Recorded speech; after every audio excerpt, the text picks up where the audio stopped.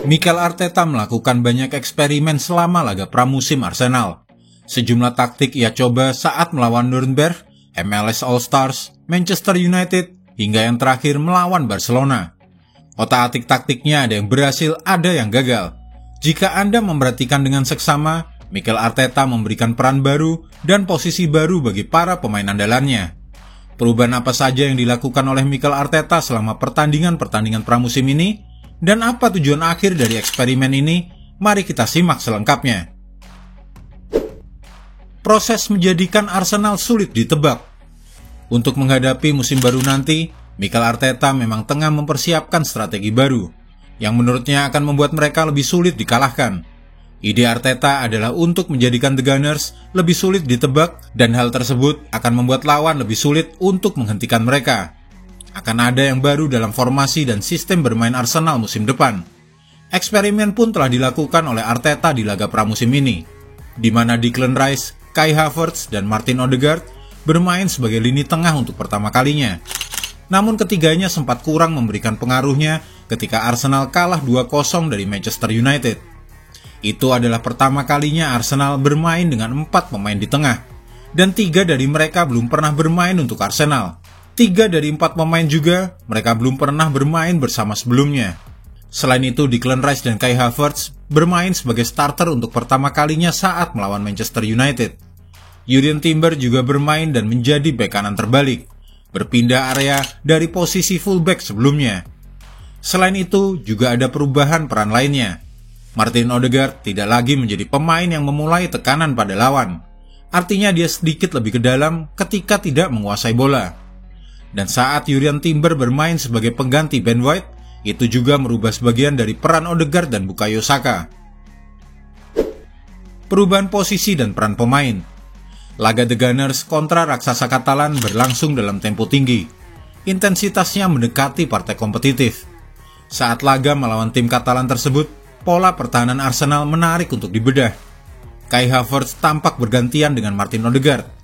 Secara garis besar, Arsenal bermain dengan formasi 4-3-3 ketika menguasai bola dengan 3 gelandang.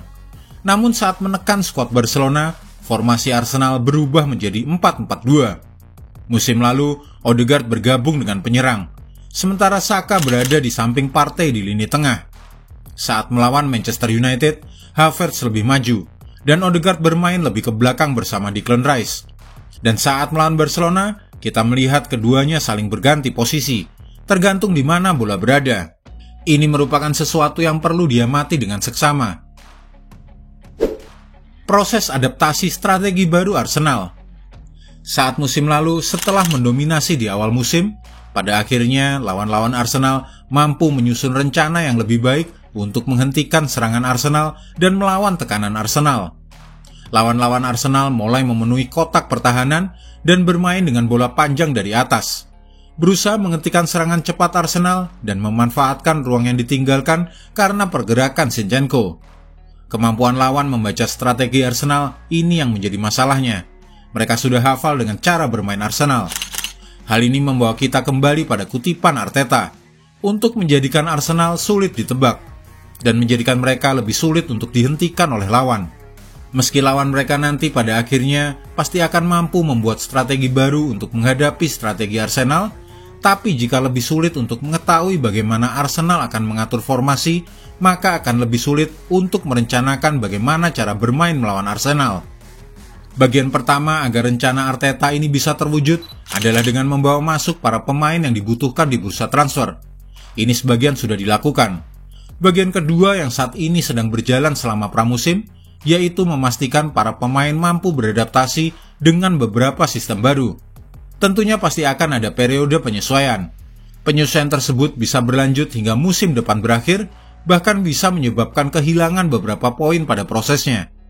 Tapi tujuannya adalah pada akhir musim, Arsenal akan menjadi tim yang tidak terduga, dan akan lebih mampu beradaptasi dengan perubahan taktik lawan. Usai pertandingan melawan Barca, Arteta menyatakan bahwa tim merasa sangat senang dengan hasil tersebut. Dia mengakui bahwa meskipun ini adalah pramusim, pertandingan melawan Barcelona sangat kompetitif dan membutuhkan performa yang baik untuk akhirnya mendapatkan hasil terbaik. Selain itu, para pemain juga menunjukkan level yang hebat. melakukan banyak hal positif, menunjukkan intensitas, keinginan dan kualitas yang mengesankan, terutama saat menyerang.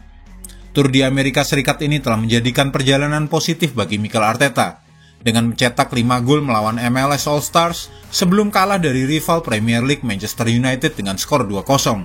Selain membangun kebugaran para pemain dan chemistry tim, bermain di depan lebih dari 170.000 penonton di stadion dalam 3 pertandingan juga memberikan kesan positif bagi pasukan meriam London. Jika Anda menyukai video ini, jangan lupa klik like, share, subscribe, dan tendang loncengnya agar tak ketinggalan update terbaru dari kami.